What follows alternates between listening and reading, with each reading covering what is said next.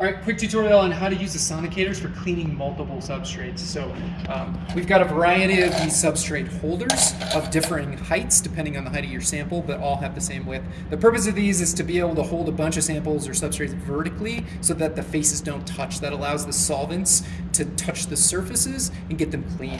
And so you'll select one of these and then you'll stack your samples. These are just pieces of glass, but they could be FTO or silicon. You stack them like this, and then it can be handy to leave this center one open, though you don't have to, just because that makes it easier to grab that with your tweezers.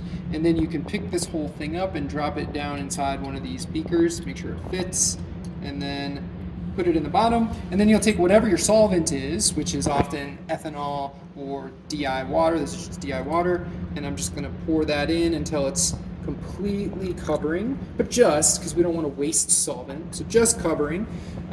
And if this is a solvent, it can be handy to cover this with parafilm just to prevent its evaporation, but if it's water, it's fine to leave it open.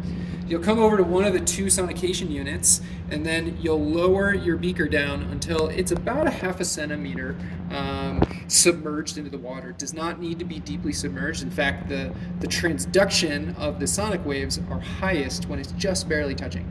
So have it slightly submerged. You can have multiple beakers in here at the same time. And then to turn on the unit, it's a timer unit. And so you'll just turn this unit to the right.